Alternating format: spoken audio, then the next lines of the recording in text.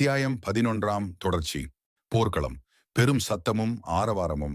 ஆதித்ய வீரன் தன் கையில் உள்ள ஆயுதத்தை பிடித்து நிற்கிறான். திடீரென 4 கைகள் கொண்ட அரக்கன் ஒருவன் ஆயுதங்களை தாங்கியபடி ஆதித்யா வீரனை தாக்க ஓடி வருகிறான். தசக்கலை ஆயுதம் அடுத்த நொடி ஒரு வளைந்து நெளிந்த கயிறாக உருமாறி அரக்கனின் கழுத்தை சுற்றுகிறது. கயிறு கடும் இழுவிசையுடன் இருக்க அரக்கனின் தலை துண்டாகி பறக்கிறது.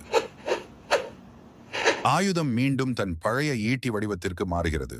அதன் இருபுறமும் ஒளியுடன் கூடிய மிருகத்தின் ஆற்றல் தோன்றுகின்றன. ஆதித்ய வீரன் எதிரிகளான அரக்க கூட்டத்திற்குள் நுழைகிறான். தன் ஆன்மீக சக்தியை பயன்படுத்தி தன்னை சுற்றி நீரினாலான ஒரு வளையத்தை உருவாக்குகிறான். அந்த நீர்ச்சூழல் வளையம் வேகமாக சுழல்கிறது. வளையத்தின் அருகே வரும் அசுரர்களை அது ஒரு அடியில் தூக்கி எறிகிறது. ஆதித்ய வீரன் மேலும் வேகமெடுக்கிறான்.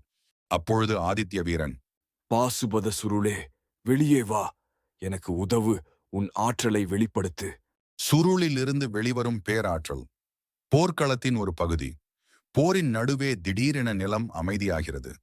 ஒளி, மெல்லிய முழக்கம் கேட்கிறது. காற்றின் வேகம் அதிகரிக்கிறது. அப்பொழுது இளவரசன் ஆதித்ய வீரன், ஓ பாசுபத சுருளே, பல்லாயிரம் ஆண்டுகளாக தெய்வீக சக்திகளின் சிறையில் உறங்கும் அசுர மற்றும் சூரர்களின் ஆற்றலை வெளிப்படுத்து. என் வெற்றிக்காக எழுந்து வாருங்கள். இளவரசனின் குரலுக்குப் பின் பூமியின் ஆழத்திலிருந்து ஒரு பெரும் குமுறல் சத்தம் கேட்கிறது. நிலம் மெல்ல அதிரத் தொடங்குகிறது.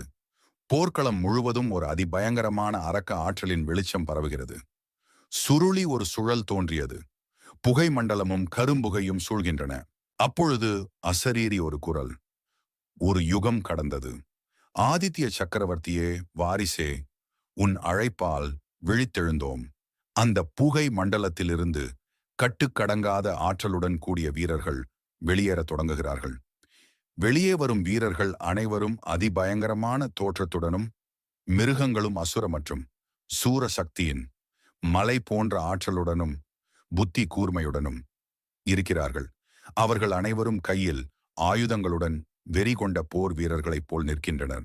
ஆதித்யன் வீரனின் படை எதிரியின் படையை நோக்கி நிற்கும் தருணம் அங்கே பயங்கரமான ஆற்றல்கள் விடுகின்றன. ஒருவருக்கொருவர் சண்டையிட தயாராக இருக்கின்றன. அப்பொழுது அந்த பரிமாணம் எளிதாக ஆற்றல் அதிர்வினால் விரிசல் அடைய துவங்குகிறது. அப்போது வெளியே மூதாதையர் தோட்டத்தில் இருந்த அந்த மூவரின் அகக்கண் பார்வை அந்த அதிர்வினால் தூண்டப்பட்டு அதிவேகமாக ஆதித்யன் மற்றும் வீரா சண்டையிடும் அந்த பரிமாணத்தை பார்க்கிறது.